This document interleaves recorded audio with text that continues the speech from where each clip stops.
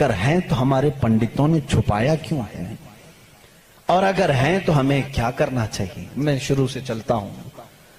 यहूदी जो मजहब है, नाम जो है आप यहूदी सुनते हैं, याकूब अलैहिस्सलाम के 12 बेटे थे, उनमें से बड़े बेटे का नाम यहूदा था।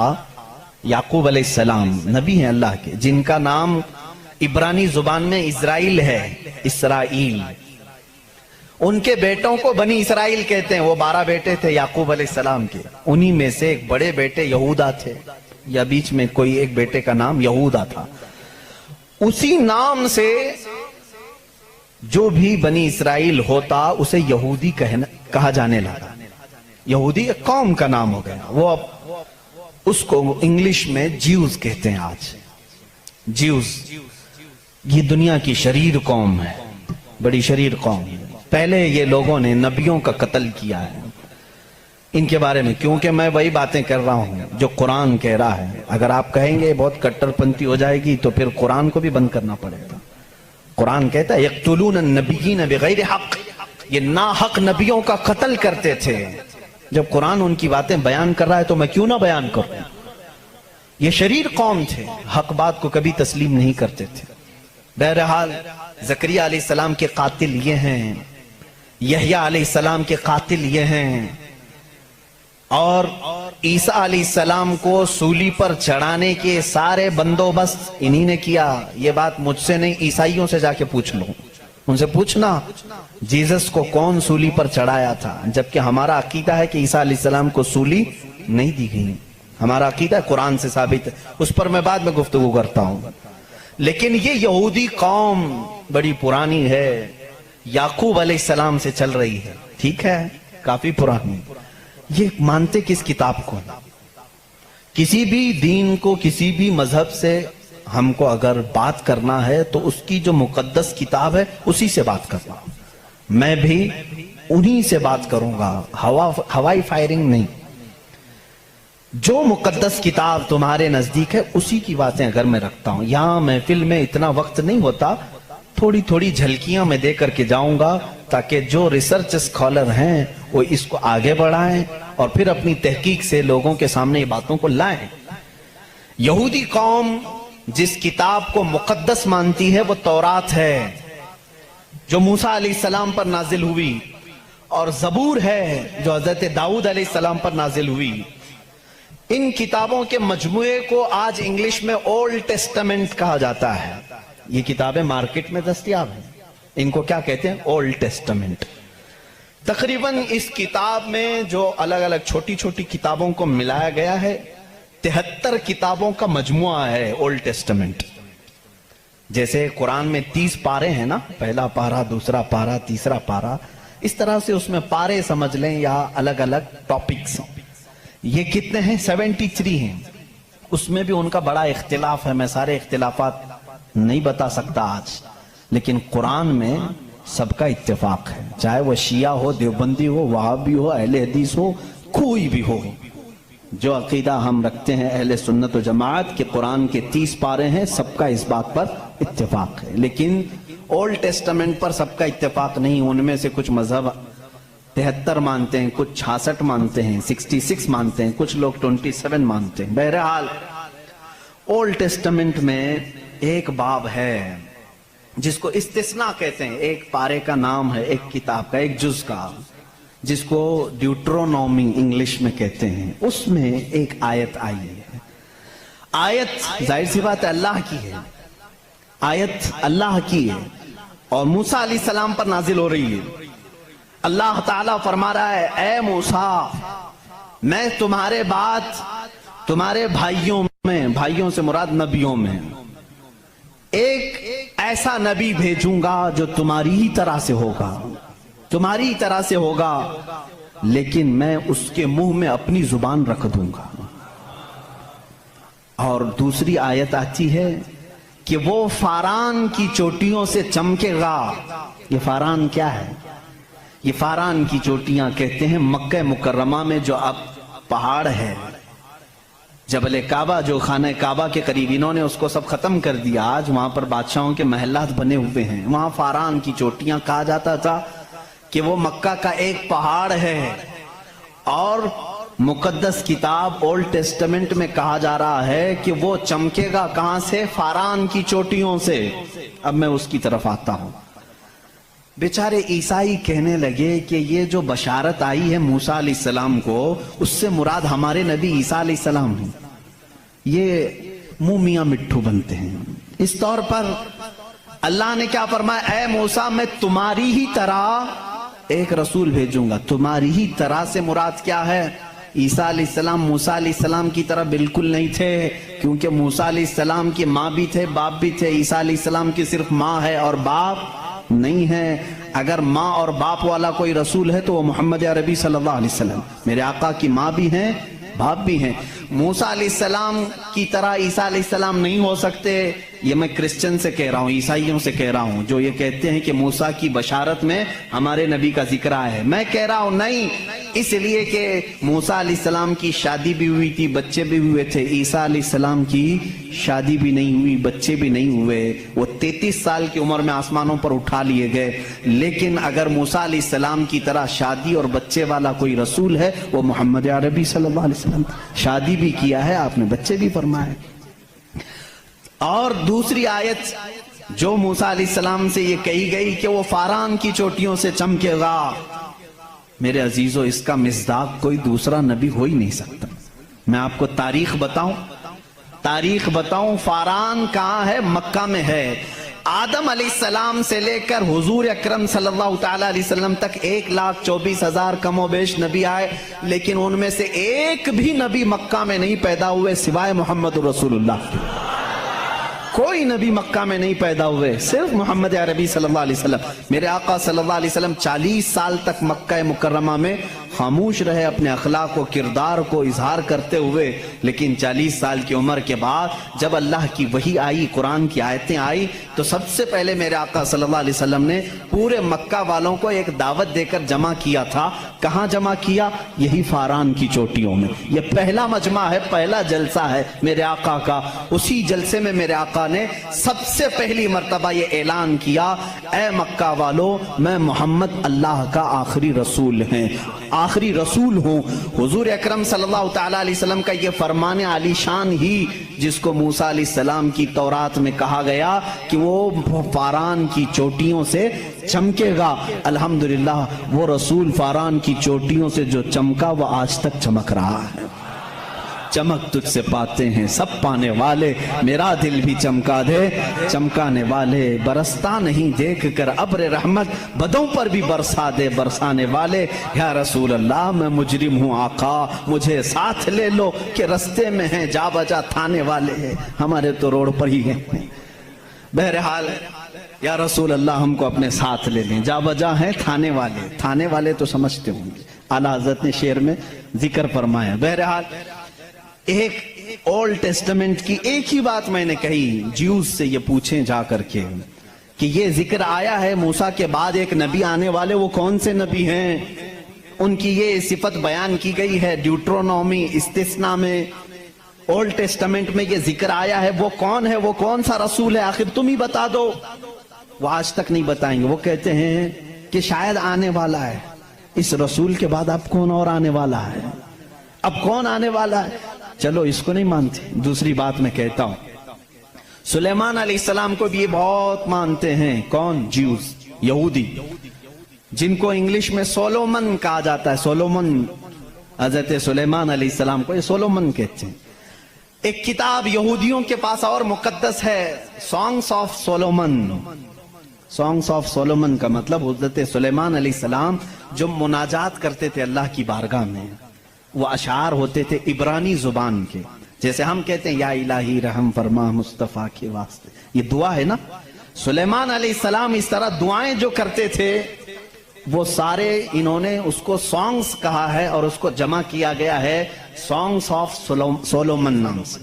اس میں تو شک کی گنجائش ہی نہیں، شک کی گنجائش ہی نہیں، کیونکہ حیرت اس بات کی ہوگی وہ عبرانی زبان جس کو آج ہیبرو کہتے ہیں، اسرائیل میں آج بھی بولی جاتی ہے۔ یہ اسرائیل جو دیکھ رہے ہیں نا آپ، جو ناسور ہے، کینسر کا پھوڑا ہے پورے دنیا کے بیچ میں، یہی اسرائیل کی بات میں کر رہا ہوں۔ یہ آج بھی جو بولی بولتے ہیں وہ ہیبرو ہے، ہیبرو اس کو عبرانی کہتے ہیں۔ اس زبان میں آج بھی سانگس آف سولومن، حضرت سلیمان علیہ السلام کے مناجات میں یہ لکھا گیا ہے، سب سے پیارا، سب سے مبارک، سب سے شان والا، جس کی اللہ کے ہاں پہنچ ہے، جس کی اللہ کے ہاں مرتبت ہے، اس کا نام محمد ہے۔ یہ کون کہتا تھا؟ سلیمان علیہ السلام۔ اور نام لفظ محمد آج بھی موجود ہے، عبرانی زبان میں آج بھی لفظ محمد، اور اس کے ساتھ لفظ ام آیا ہے۔ ام کہتے ہیں بڑا محترم شخص جس کی سارے لوگ عزت کریں، سلیمان علیہ السلام کہتے ہیں وہ ام ہے، ام ہے۔ ام کا مطلب ہیبرو میں ہے سب سے زیادہ عزت والا، اور سلیمان علیہ السلام نے وہ کر کے بھی دکھایا۔ وہ تخت پر جو بیٹھتے تھے سلیمان علیہ السلام، اس تخت کو جب آپ حکم دیتے ہواؤں میں اڑ تو وہ اڑنے لگ جاتا، جہاں کا آپ کو سفر کرنا ہوتا آپ سفر کرتے تھے۔ اور وہ تخت ایسا نہیں کہ ایک اڑن تشتری ہے چھوٹی سی، بلکہ اتنا بڑا تخت تھا کہ آپ کے دائیں جانب 500 نبی اس زمانے کے بیٹھتے تھے، بائیں جانب 500 اولیاء امت بیٹھتے تھے، اور وہ تخت جب اڑتا آسمانوں پر ہواؤں کو اللہ نے ان کے لیے مسخر کر دیا تھا، اور وہ جس طرف حکم کرتے اڑتا تھا۔ ایک مرتبہ یہ بھی اسرائیلی روایات میں بھی موجود ہے، سلیمان علیہ السلام اڑتے ہوئے جا رہے تھے، یہی تخت پر بیٹھے ہوئے، اچانک آپ نے تخت کو نیچے اترنے کا حکم دیا اور سارے لوگوں سے کہا پیدل چلو۔ تخت اٹھا کر لے جایا گیا، پیدل چلنے لگے، بہت لمبا عرصے تک، لمبی مسافت پیدل چلنے کے بعد پھر آپ سوار ہوئے، پھر سب کو سوار کر لیا، پھر ہوا کو کہا کہ اس تخت کو اڑا لے جائے فلاں سمت میں۔ مصاحبین نے پوچھا اتنا لمبا، یہ اتنی لمبی مسافت آپ نے پیدل چلایا، صرف ورزش کرانے کے لیے نہیں؟ سلیمان علیہ السلام نے جواب دیا میں اس لیے تخت کو نیچے اتار دیا کہ یہ وہ زمین ہے جہاں آخری نبی آنے والا ہے، وہ مدینہ طیبہ تھی، وہ رسول کریم صلی اللہ علیہ وسلم کی آخری آرامگاہ تھی، جہاں سے اوپر اڑ کر جانے کو بھی سلیمان علیہ السلام نے بے ادبی تصور کیا، اور اسی لیے وہ اپنے سانگز میں یعنی اپنے مناجات میں جو حضور صلی اللہ علیہ وسلم کے ساتھ لفظ ذکر کرتے ہیں وہ لفظ ام ہے، یعنی دنیا جس کی سب سے زیادہ احترام کرے وہ محمد عربی صلی اللہ علیہ وسلم ہے۔ آؤ جیوز، آؤ یہودیوں، پڑھو اس چیز کو کہ محمد عربی صلی اللہ علیہ وسلم کا ذکر سلیمان علیہ السلام نے کیا ہے، موسیٰ علیہ السلام نے کیا ہے۔ اب آتے ہیں، یہ تھوڑی سی جھلک ہے عیسائیوں کے اس دین میں جس کو آپ کرسچینٹی کہتے ہیں، کرسچن ہیں، ان لوگوں کا کیا دین ہے، کیا مذہب ہے، انٹروڈکشن کے لیے بڑا وقت لگ جائے گا۔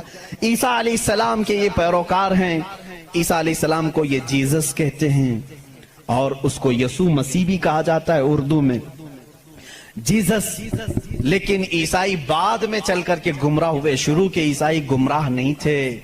عیسیٰ علیہ السلام آئے دنیا میں اللہ کے رسول بن کر، اور جن لوگوں کو بھی عیسیٰ علیہ السلام نے تبلیغ کی وہ حق کی تبلیغ تھی، اللہ ایک ہے، میں اس کا نبی ہوں۔ لیکن بعد میں چل کر کے ہوا کیا، کچھ عیسائی گمراہ ہوئے۔ ان کو گمراہ کرنے والے بھی یہودی تھے، یہودی عیسیٰ علیہ السلام کو مانتے نہیں تھے، وہ گالیاں دیتے تھے، حضرت عیسیٰ علیہ السلام کے متعلق برے برے جملے کہتے تھے، کیونکہ وہ بغیر باپ کے پیدا ہوئے، لیکن وہ اللہ کی مشیت تھی، حکم تھا۔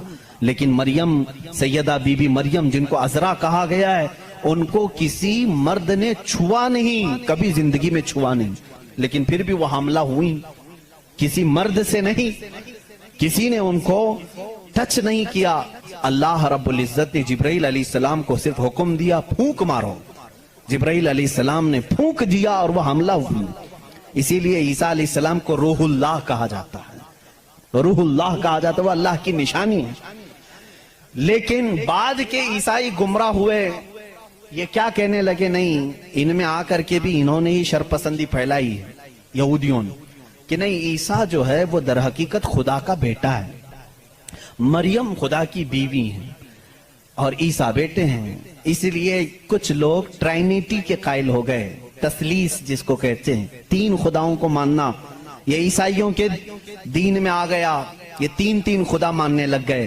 ایک اللہ کو بھی مانتے ہیں، دوسرے روح مقدس کو بعض لوگ، اور بعض لوگ بی بی مریم کو خدا کہتے ہیں، تیسرے حضرت عیسیٰ علیہ السلام جیزس گاڈ کہتے ہیں۔ مریم کو میری کہتے ہیں، میری بھی گاڈ ہے، اور اللہ رب العزت کو یہ فادر کہتے ہیں، گاڈ فادر کہتے ہیں۔ بہت سارے مسلمان یہ جملہ یوز کرتے ہیں، وہ ہمارے گاڈ فادر ہیں، فلاں گاڈ فادر ہے، ہرگز نہ استعمال کریں۔ اللہ کو باپ کہنا اسلام میں جائز ہی نہیں۔ لم یلد ولم یولد، نہ اس سے کوئی پیدا ہوا نہ وہ کسی سے پیدا ہوا، ہمارا عقیدہ یہ۔ لیکن عیسائی بعد میں گمراہ ہوئے اور وہ 3 خداؤں کا عقیدہ رکھنے لگ گئے۔ اب میں آ کر کے چلتا ہوں آگے۔ عیسائیوں کو اگر میں بتاؤں کہ تمہارے دین میں اصل بات کیا ہے جو عیسیٰ علیہ السلام کہہ گئے جو آج تم نہیں کر رہے ہو، وہ صرف یہی بات ہے۔ عیسیٰ علیہ السلام اپنے حواریین سے کہتے ہیں میں تمہیں ایک ضروری بات سناتا ہوں جس کو سننا ضروری ہے، اس کا حوالہ بھی میں دے دوں۔ یہ کہاں ہے، یہ بات کہاں ہے؟ کیونکہ میری باتوں کا ہو سکتا ہے ری ویریفیکیشن ہو، کراس ویریفیکیشن ہو، اور معلومات کرنے کے لیے میں آپ کو حوالہ دیتا ہوں، ریفرنس دیتا ہوں۔ عیسائیوں کی جو مقدس کتاب ہے اس کو نیو ٹیسٹمنٹ کہتے ہیں، بائبل بھی کہتے ہیں۔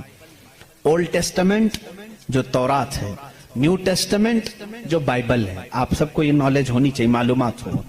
عیسائیوں کی یہ مقدس کتاب بائبل یہ ایک نہیں ہے، یہ 4 ہے، 4 حصے ہیں اس کے، کیونکہ عیسیٰ علیہ السلام کے 4 شاگردوں نے لکھا ہے۔ بائبل کے 4 نسخے آج بھی مارکیٹ میں ہیں۔ بائبل متی کی جس کو میتھیو کہتے ہیں انگلش میں، بائبل لوقا کی جس کو لوکیو کہتے ہیں، بائبل مرقس کی جو عربی میں کہہ رہا ہوں اس کو مارکیوس کہتے ہیں، اور یوحنا کی جس کو جان کہتے ہیں، جیسے جان جوزف کہتے ہیں، جان ابراہیم کو ابراہم کہتے ہیں۔ یہ تمام وہی الفاظ ہیں جن کو انگلش میں تبدیل کر دیا گیا ہے۔ بات بہت سوکھی تو نہیں ہو رہی ہوں، آپ کے لیے یہ نالج کی ضرورت ہے، میں علم کے لیے یہ بات ضرور آج کرنا چاہتا ہوں۔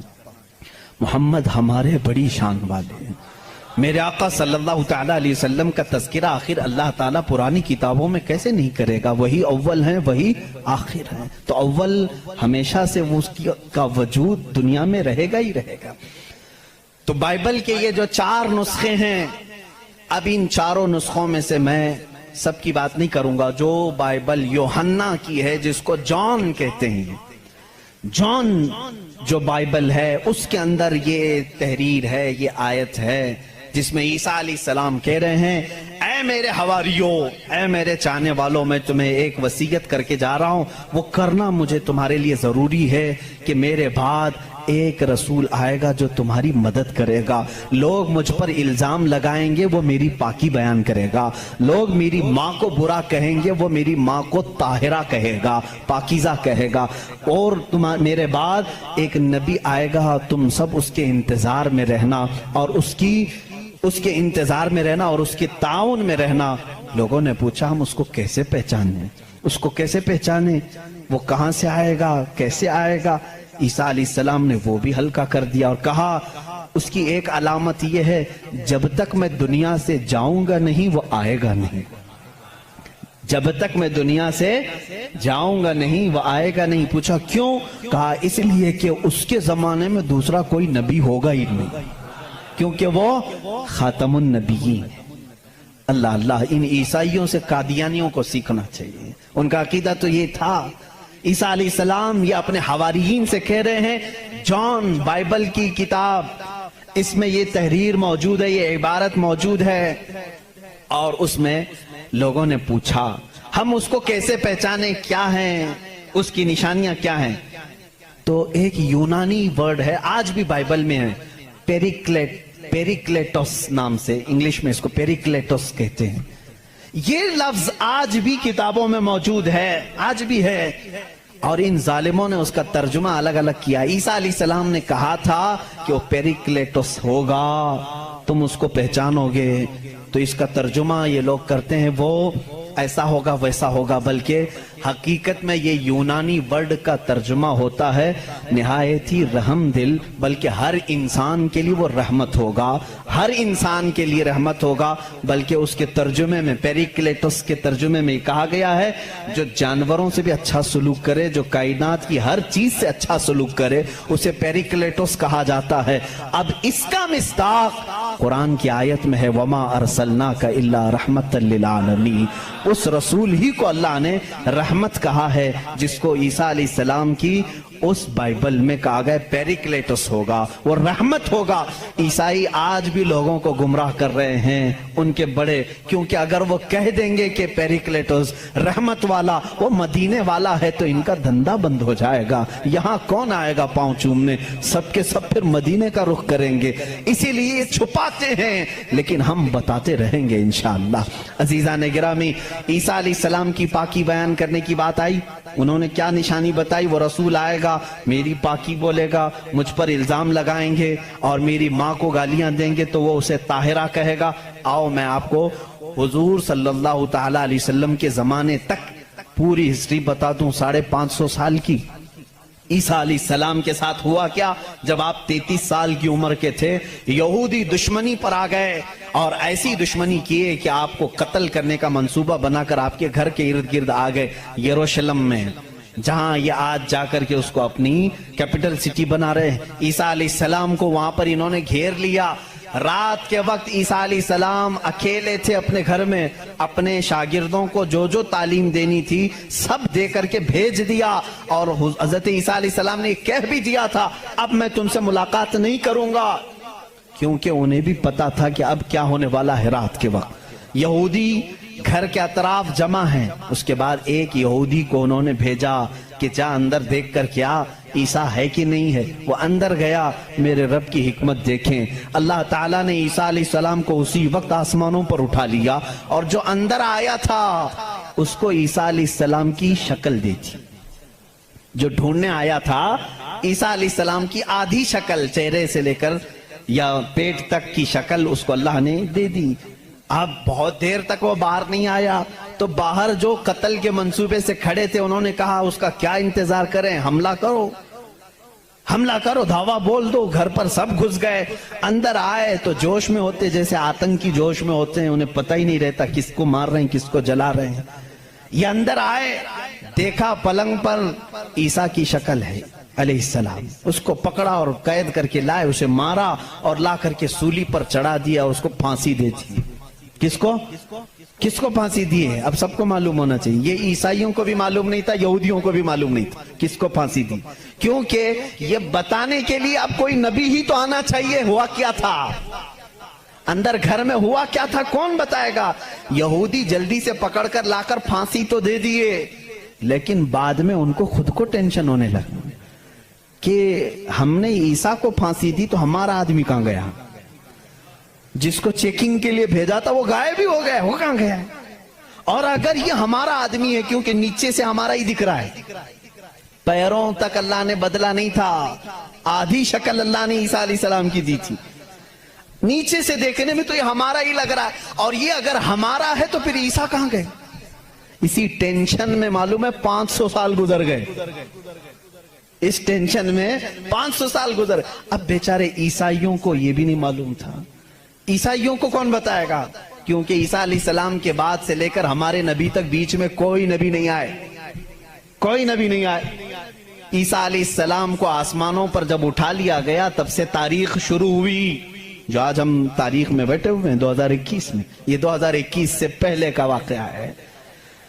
اب تاریخ وہاں سے شروع ہوئی، ٹھیک 570 سال گزر چکے تھے، عیسیٰ علیہ السلام کو آسمانوں پر اٹھا لیا گیا، جھگڑے چلتے رہے عیسائیوں کے اور یہودیوں کے، یہ ان کو قتل کرتے تھے وہ ان کو قتل کرتے تھے، کئی بار بیت المقدس کو لوٹا گیا، کبھی عیسائی وہاں پر قابض ہوتے تھے کبھی یہودی قابض ہوتے تھے، کیونکہ عیسائیوں کے لیے بھی مقدس تھا یہودیوں کے لیے بھی مقدس تھا، لڑائیاں چلتی رہتی تھی۔ وہ عیسیٰ علیہ السلام کو گالیاں دیتے تھے اور ان کو کہتے تھے کہ وہ فلاں سے پیدا ہوا فلاں سے پیدا ہوا، بی بی مریم کو زنا کی تہمت لگاتے تھے۔ عیسائی صفائی دیتے رہتے تھے، نہیں وہ اللہ کی طرف سے آئے تھے، بعد میں پھر ان کا بھی بگڑ گیا عقیدہ، نہیں اگر یہ بار بار کہہ رہے ہیں کہ عیسیٰ کے باپ نہیں تھے، کیسے ہو گئے، تو عیسائی بولنا شروع کر دیا ان کا باپ تو اللہ ہی تھا، خدا ہی تھا۔ تو یہ ان سے بچنے کے لیے اسی ٹینشن میں 550 سال چلے گئے۔ پھر میرے آقا صلی اللہ تعالی علیہ وسلم تشریف لائے۔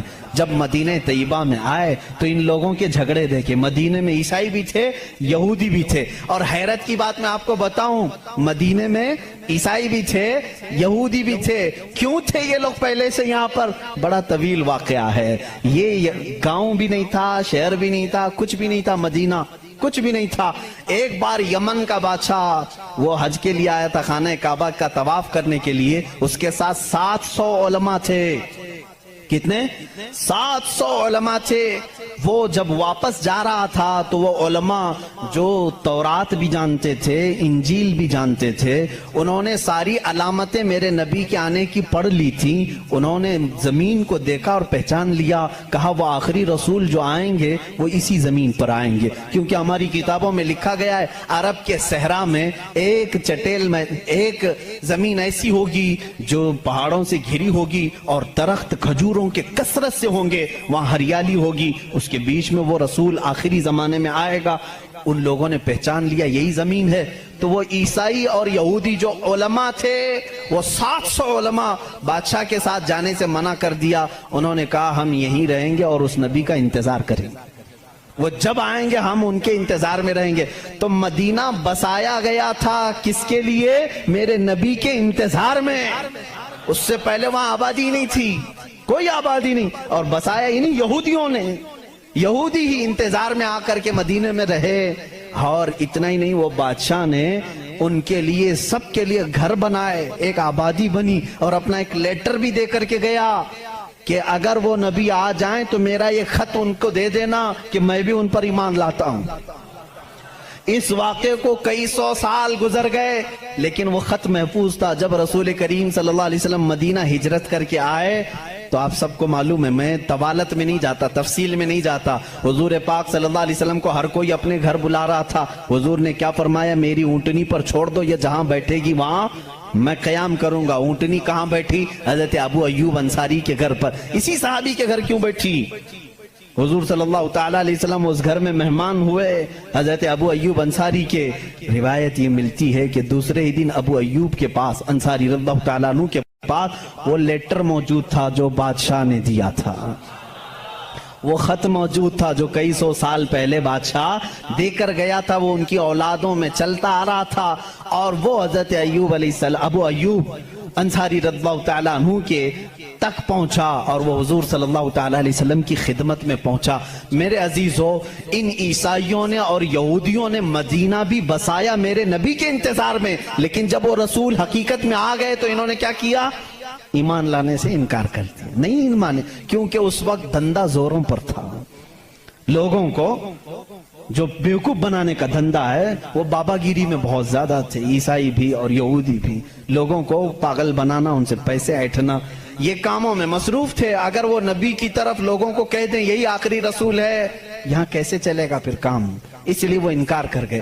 اب میں آپ کو بتاتا ہوں عیسیٰ علیہ السلام نے جو کہا تھا حواریین سے، وہ رسول آئے گا، میری پاکی بولے گا، اور بی بی مریم کو طاہرہ کہے گا جب لوگ ان پر الزامات لگا رہے ہوں گے۔ میرے آقا صلی اللہ تعالیٰ علیہ وسلم جب مدینے تشریف لائے تو دیکھا یہودی اور عیسائی آپس میں لڑتے ہیں، یہ ان کو تانا مارتے ہیں، وہ ان کو تانا مارتے ہیں، کسی کو حقیقت کا علم ہی نہیں تھا۔ آخر ان کو سولی دی گئی یا قتل کیا گیا، کیا ہوا کسی کو نہیں معلوم تھا۔ پہلی مرتبہ میرے آقا صلی اللہ علیہ وسلم پر قرآن کی آیت آئی، اللہ رب العزت نے فرمایا بر رفعہ اللہ الیہ۔ یہ لوگ آپس میں جھگڑتے ہیں، ان کو یہودی کہتے ہیں ہم نے سولی پر چڑھا دیا، پھانسی دے دی، عیسائی کہتے ہیں نہیں وہ غائب ہو گئے ہیں، آئیں گے۔ اے نبی آپ فرما دیں، نہ عیسائی صحیح کہہ رہے ہیں نہ یہودی صحیح کہہ رہے ہیں، بلکہ اللہ نے عیسیٰ کو آسمانوں پر اٹھایا ہے۔ میرے آقا صلی اللہ علیہ وسلم نے سب سے پہلی مرتبہ یہ بیان کیا، اور پھر یہودیوں سے کہا اے یہودیوں، تم ہرگز بی بی مریم کی طرف انگلی نہ اٹھانا، اس لیے کہ وہ بتول ہیں، وہ عذرا ہیں، انہیں کسی بشر نے چھوا تک نہیں۔ عیسیٰ علیہ السلام جو پیدا ہوئے وہ اللہ کی نشانی ہے۔ اب مجھے بتاؤ، عیسائیوں کے اوپر 500 سال سے یہ غلاظت ڈال رہے تھے، کون؟ یہودی 500 سال سے گالیاں دے رہے تھے. ان عیسائیوں کو احسان ماننا چاہیے میرے رسول پاک کا. میرے رسول کریم صلی اللہ تعالیٰ علیہ وسلم نے سیدنا عیسیٰ علیہ السلام کی طہارت بیان کی کہ وہ اللہ کے بیٹے نہیں ہیں، وہ پاکیزہ ہیں، وہ اللہ کی مخلوق ہیں. اور دوسری طہارت بیان کی سیدہ بی بی مریم کی کہ وہ پاکیزہ ہے، طاہرہ ہے، بطول ہے، عذرا ہے. اب عیسائیوں کو یہ تسلیم کرنا چاہیے کہ ہم کو یہودیوں کے ان الزامات سے اگر کسی نے بچایا ہے تو وہ محمد رسول اللہ ہے. عیسائیوں کی کتاب میں یہ ساری چیزیں موجود ہیں میرے عزیزوں. اب یہاں پر بات بہت زیادہ ہے، میں آپ کو مختصر لے کر کے جا رہا ہوں. دنیا کے جو بڑے مذاہب ہیں، جو بڑے ریلیجین ہیں، ان میں سے یہودی بھی ہیں، عیسائی بھی ہیں. تیسرے نمبر پر اگر میں بدھ مت کا ذکر کروں، بدھا جس کو گوتم بدھ کہتے ہیں، اس دین کا بانی، اس دین کا فاؤنڈر، اس دین کا موجد گوتم بدھ. اس کی تعلیمات، اس کی کتابیں آج بھی موجود ہیں. کتابیں جو دساتیر کہلاتی ہیں، گوتم بدھ کی کتابوں میں اخلاق زیادہ سکھائے گئے ہیں، تصوف زیادہ سکھائے گئے ہیں، دنیا سے کنارہ کشی زیادہ سکھائی گئی ہے. جیسے آج بھی گوتم بدھ کے ماننے والے یہ کہتے ہیں. عیسائیوں میں جس طرح فرقے ہوئے، اسی طرح بدھ مت میں بھی فرقے ہوئے. اس میں سے جیسے کچھ ننگے رہنے والے، کچھ لوگ کپڑے پہننے والے، کچھ پوری دنیا کو چھوڑنے والے، کچھ دنیا میں سے تھوڑا چکھنے والے، سب طرح کے ہوئے. لیکن گوتم بدھ کی جو تعلیمات تھی وہ دنیا سے کنارہ کشی کے لیے تھی. گوتم بدھ دنیا کا ایک بڑا اس زمانے میں پیروکار جس کے رہے ہوں ایسا شخص تھا. اب اس کی ایک کتاب جو اس کے ایک شاگرد نے لکھی ہے، اس کی تعلیمات کو جمع کیا ہے، جس کو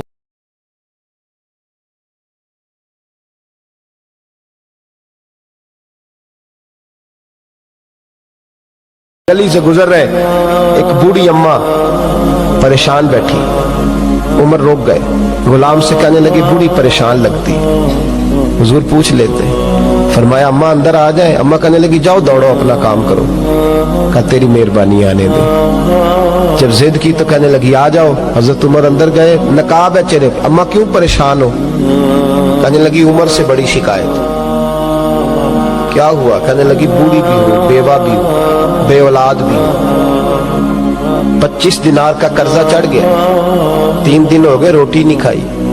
عمر امیر المومنین ہے، اس نے میرا حال ہی نہیں پوچھا. حضرت عمر کہنے لگے اماں عمر کو کیا پتا تو اس حال میں ہے. تو مدینے کی وہ بوڑھی عورت بھی جانتی تھی کہ جمہوریت کیا ہوتی ہے. جمہوریت کیا ہوتی ہے؟ اماں عمر کو کیا پتا کہ تو اس حال میں ہے. تو وہ اماں بولی، کہنے لگی کیا کہا تم نے؟ عمر کو پتا نہیں؟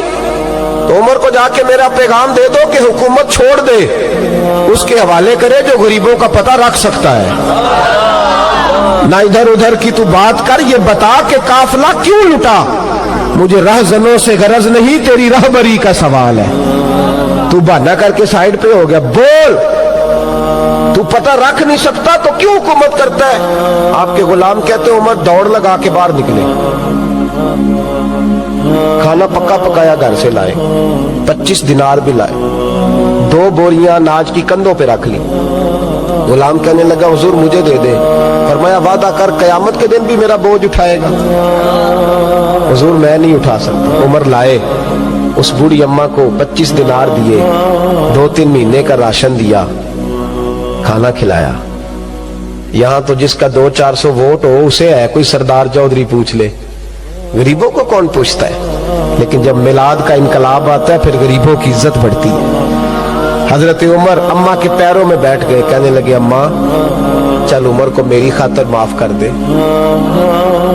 اماں نے ایک لفظ کہا تو آپ کے غلام کہتے ہیں عمر کو اتنا روتے کبھی نہیں دیکھا جتنا عمر آج روئے. اماں کہنے لگی میں کوئی نہیں معاف کروں، میں تو بوڑھی ہوں، کسی وقت بھی بلاوا آئے گا. جب میں مروں گی نا، نبی پاک میری قبر میں آئیں گے تو میں عمر کی شکایت لگاؤں گی.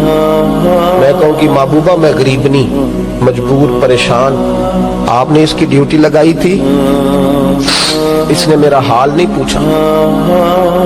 آپ کے غلام کہتے ہیں عمر اس طرح روتے جیسے بچہ بلک کے روتا. کہنے لگے اماں اس طرح نہ کرنا، عمر بڑا کمزور ہے، بڑا کمزور. وہ یہ شکایت نہ لگانا، عمر بڑا ماڑا ہے، حضور کا سامنا نہیں کر سکے۔ اماں کہنے لگی نہیں، میرا دکھ ہی بڑا ہے، میں عمر کی شکایت لگاؤں گی۔ حضرت فاروق اعظم منت کرنے لگے تو بوڑھی کہنے لگی چل تیری خاطر عمر کو معاف کیا۔ حضرت عمر کہنے لگے مجھے لکھ کے دے۔ اماں کہنے لگی تم لکھ دو، میں سائن کر دیتی ہوں۔ حضرت عمر نے لکھا فلاں بنت فلاں عمر سے ناراض تھی، پھر عمر نے راضی کر لی۔ وہ اماں دستخط کرنے ہی لگی تھی کہ مولا علی شیر خدا آ گئے۔ حضرت عبداللہ ابن مسعود آ گئے رضی اللہ تعالی عنہما، اندر آتے ہی کہنے لگے عمر یہاں کھڑے ہو، میں سارے مدینے میں ڈھونڈ آیا ہوں، وہ ملک شام کے کچھ سفیر ملنے آئے۔ اماں فٹافٹ اٹھ گئی، ہائے یہ عمر تھا، عمر کے سامنے کہتی رہی۔ فاروق اعظم کہنے لگے نا اماں تو وعدے پہ قائم رہ، تو نے جو کیا ٹھیک کیا، سائن کر۔ اماں نے دستخط کیے تو حضرت عمر حضرت مولا علی شیر خدا کرم اللہ تعالی وجہ الکریم کو خط دے کے کہنے لگے علی گواہ کے سائن آپ بھی کر دو، عبداللہ بطور گواہ تم بھی دستخط کر دو۔ جب سائن کر گئے کر دیے تو حضرت عمر نے رکا لپیٹا اور حضرت علی کو دے کے کہنے لگے علی مجھے امید ہے میں تم سے پہلے دنیا سے چلا جاؤں گا، جب میں مر جاؤں تو یہ رکا میرے کفن میں رکھ دینا۔ میرے نبی نے اگر پوچھا عمر میری امت کا کیا کر کے آئے ہو تو میں رکا نکال کے عرض کروں گا مولا ایک بوڑھی اماں ناراض تھی، میں اسے بھی راضی کر کے آیا ہوں۔ اور بھائی میلاد انقلاب کا خدا را امیروں کا انتظار نہ کرو، غریب ایک دوسرے کے آنسو پوچھو۔ اللہ علیہ کے پاس نا ایک بوڑھی اماں اپنا بیٹا چھوڑ گئی،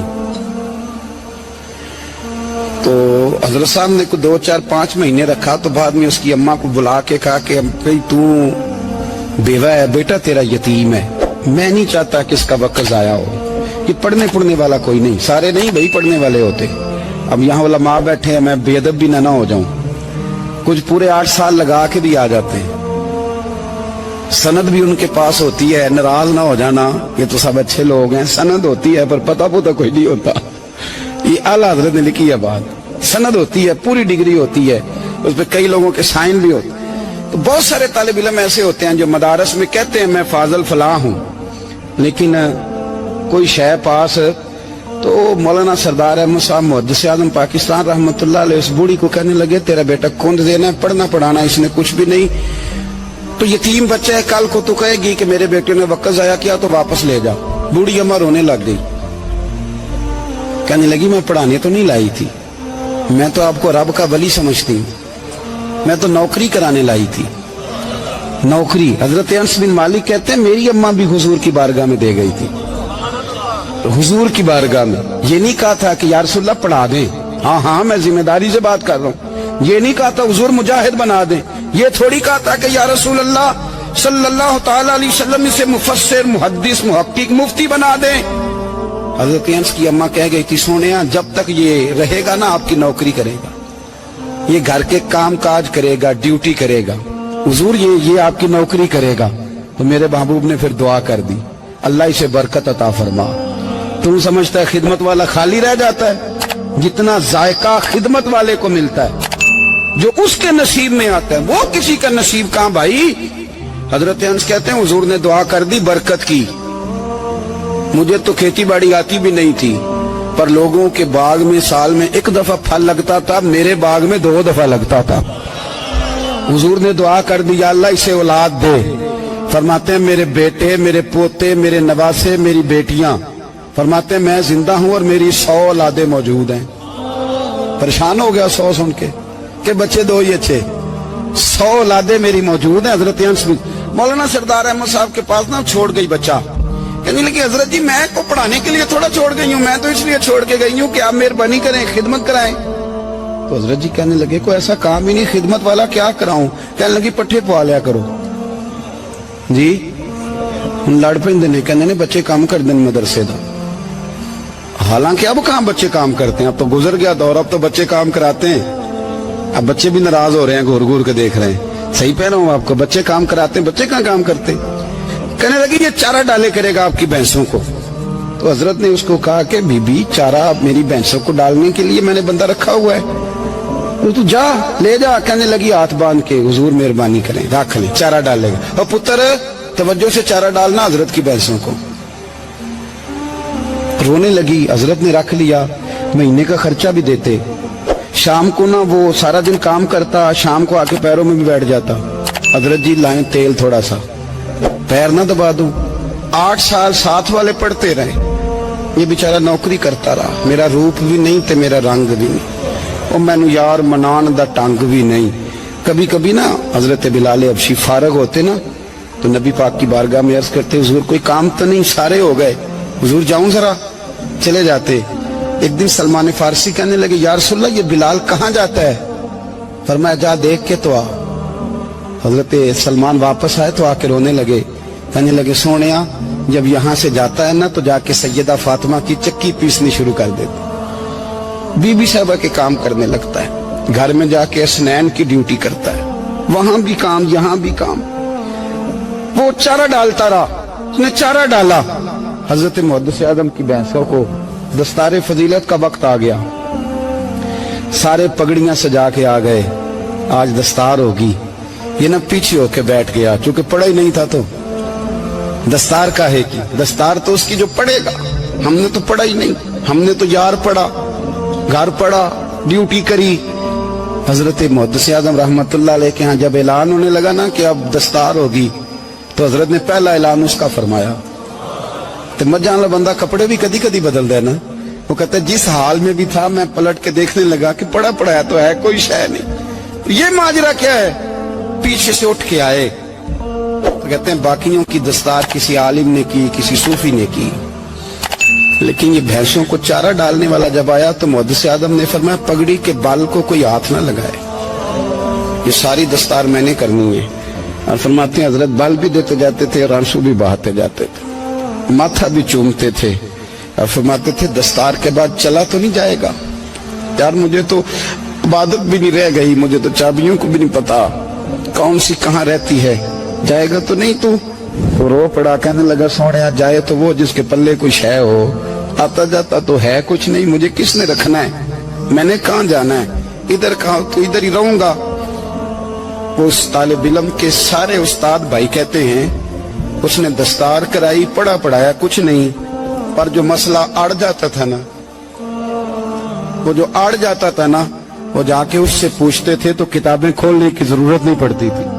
हजरत उम्मे सलमा रदी अल्लाह ताला अन्हा कहते हैं मैंने अर्ज की या रसूल अल्लाह सल्लल्लाहु अलैहि वसल्लम मेरी बच्ची बड़ी बीमार है, तो मुझे किसी ने कहा है ये थोड़ी सी नशे वाली चीज है, ये बना के तैयार करके दो, सही हो जाएगी, बीमार है बच्ची तो ये नशे वाली चीज है, इसको तैयार करके दो, थोड़ा नशा है।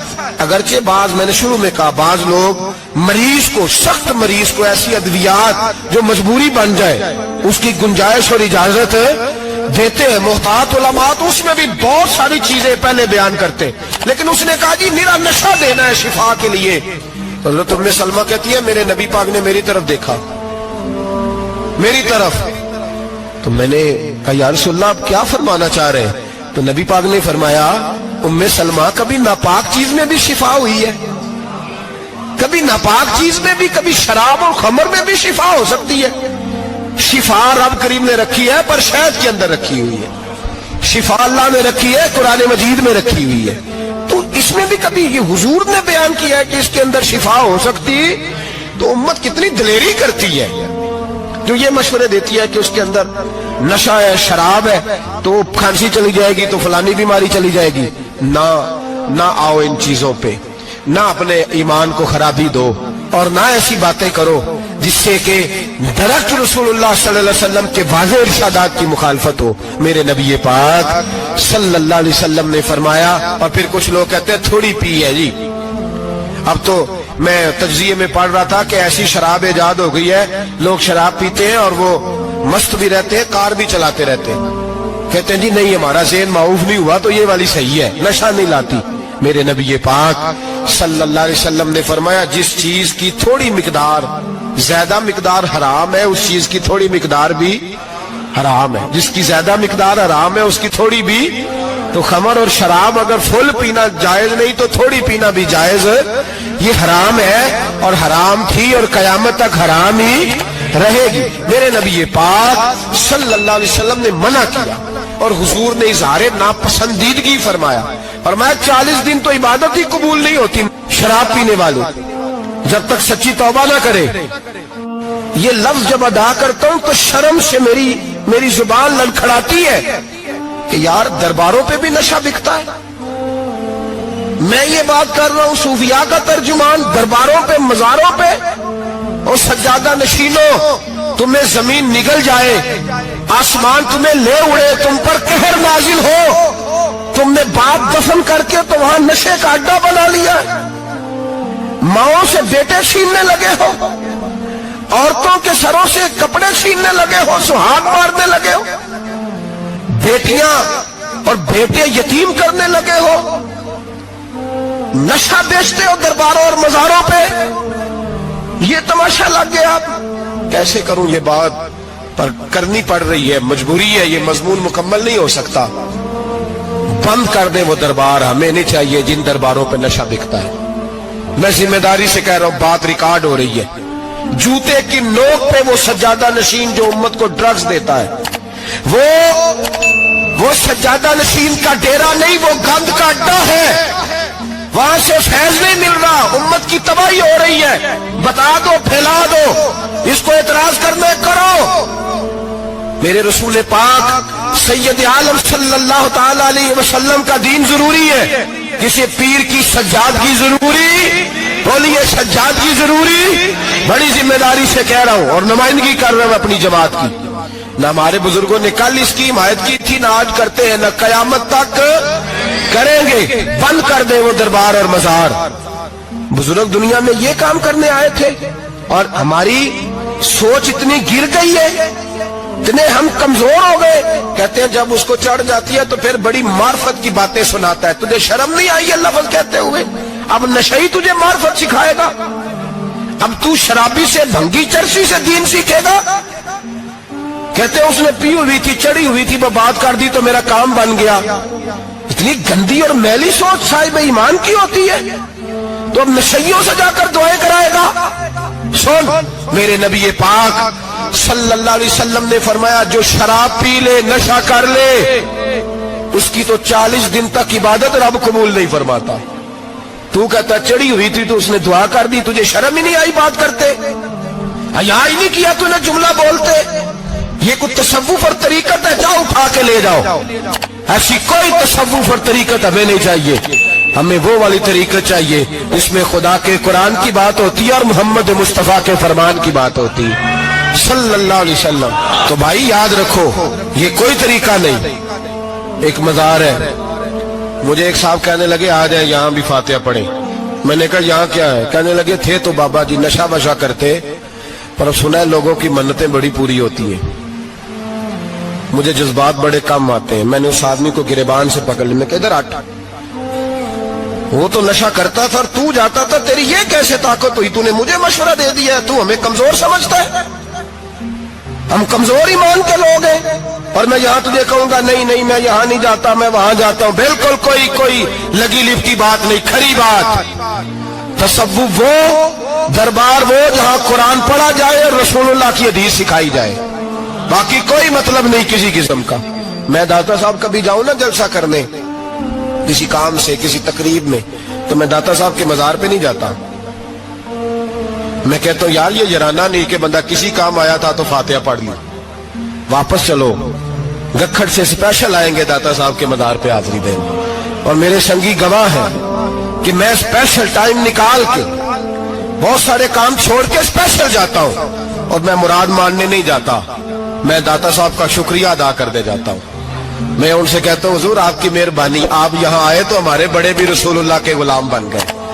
میں تو سلام عقیدت پیش کرنے جاتا ہوں، ہم مزارات پر جانے کے قائل نہیں، بلکہ ہماری تو عقیدت کا درجہ ہی مکمل نہیں ہوتا جب تک ہم مزار پہ سلام نہ کریں۔ پر مزار داتا صاحب کا، مزار خواجہ معین الدین اجمیری کا، مزار غوث اعظم جیلانی کا، مزار محدث اعظم مولانا سردار احمد کا، مزار اولیاء کا، مزار میاں شیر محمد شرک پوری کا، مزار رب کریم کے بندوں کا۔ بھنگیوں چرسیوں کے مزار نہیں ہوتے، اور نام ان مزارات کے قائل ہے، بالکل قائل نہیں ہم۔ میں تھوڑے دن پہلے لاہور گیا تھا تو میں کار میں میاں صاحب میاں شیر محمد شرف پوری کا ذکر کر رہا تھا. میں اپنے دوستوں سے کہہ رہا تھا یار بہت بڑا بابا ہوا ہے. تو مجھے کہنے لگی کرامت کیا ہے؟ میں نے کرامت یہ ہے کہ ساری زندگی سنت کا درس دیا ہے. تو مجھے کہنے لگے آپ کبھی گئے نہیں؟ میں نے کہا میں اسپیشل گیا تھا اور تھوڑے دنوں کے بعد پروگرام بناؤں گا تو میں ساتھ لے کے جاؤں گا. ہم مزارات کے قائل ہیں, حاضریاں دیں گے مزاروں پہ, لیکن بنگیوں چرسیوں کے مزاروں پر جانے کے قائل ہیں. زور سے بولے, یہاں جانے کے قائل ہیں. کوئی عقیدہ نہیں ہے ہمارا. نشہ بکے گا اب مزاروں پہ, اب یہ تصوف ہوگا وہاں, یہ طریقت ہوگی. اور ملت پر رحم کھاؤ خدا را. اگر تمہارے قومی ادارے کہتے ہیں رپورٹ کرنے والے کہ 70 لاکھ پاکستانی نشہ کرتا ہے, تو کیا تمہیں یہ نہیں پتا کہ نشہ بیچتا کون ہے؟ کیا تمہیں یہ نہیں پتا کہ ڈرگز کا کاروبار کون کرتا ہے؟ اگر تمہیں یہ پتا ہے تو کیا یہ خبر نہیں تمہیں کہ ان رگوں پر یہ خون اتارتا کون ہے؟ میں اپنے بزرگوں سے معذرت کے ساتھ, نشے کا آغاز, ناراض تو نہیں ہو جائیں گے بزرگ, نوجوانوں کو میں لتاڑ لیتا ہوں لیکن بزرگوں کی عزت کرنا سنت ہے. تو میں بزرگوں سے معذرت کے ساتھ, یہ یوں سمجھ لیے خوگرے حمد سے تھوڑا سا گلا بھی سن لے. نشہ سگریٹ سے شروع ہوتا ہے, سگریٹ سے. میں تمباکو کو حرام نہیں کہتا, یہ فتویٰ نہیں دے رہا. تمباکو کا حکم وہی ہے جو مولی کا ہے, جو کچے پیاز اور لہسن کا ہے, کہ آپ جب کھا لیتے ہیں تو منہ سے بدبو آتی ہے, تو آپ مسجد میں آئے تو آنے سے پہلے مسواک کریں, منہ صاف کریں, پھر آپ آ جائیں.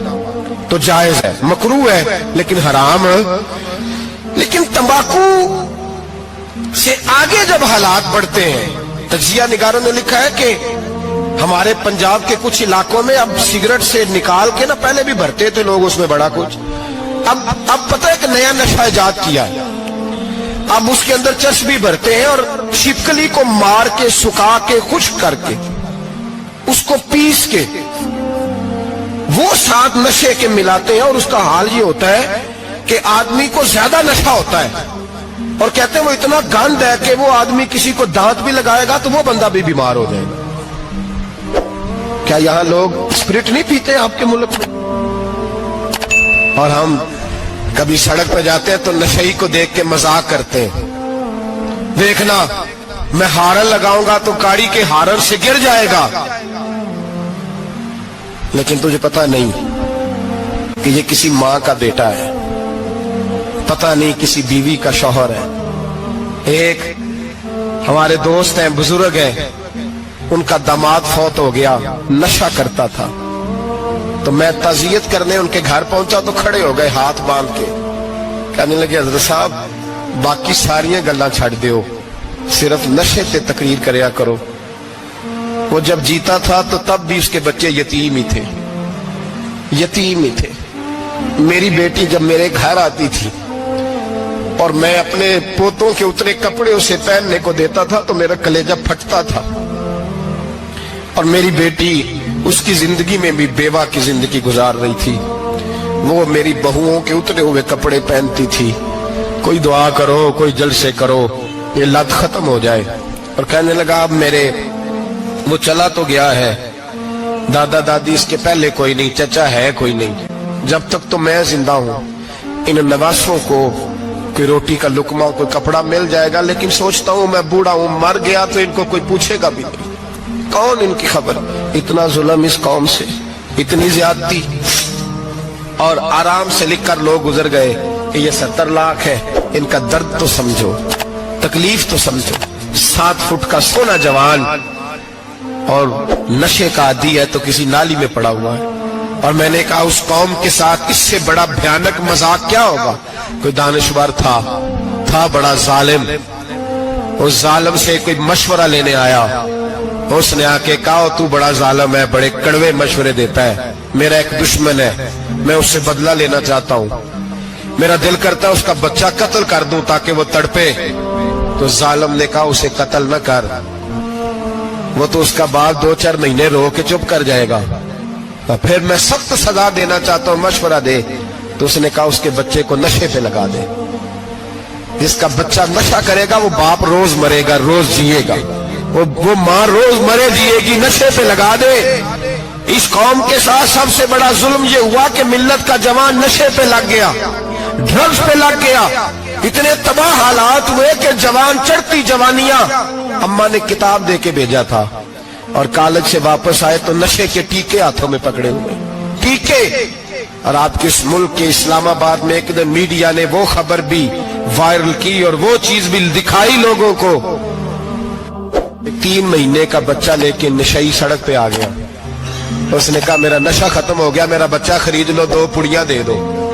तो वहां बीबियां जो सुन रही थी वो भी चीखे मार के रो रही थी। ये जुल्म किया इस कौम के साथ और करप्शन की लानत ने इजाजत दी सप्लाई करने वालों को कि गली गली भेजे, गली गली।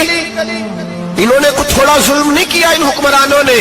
और हमारी ओपोजिशन, उसको न सिर्फ इतना पता है कि ये जाए और हम आए, इससे ज्यादा कोई गर्ज नहीं। वही करप्शन के खिलाफ निकले हो तुम, नशे के खिलाफ किस दिन निकलोगे? जुए के खिलाफ किस दिन? कौम तो मर रही है नशे से, इसके खिलाफ मैदान में कब आओगे? सिर्फ इतना है कि ये जाए और हमारी बारी आए, इससे ज्यादा कुछ नहीं। जितने मुजरम वो है उतने ही तुम बनते जाओ।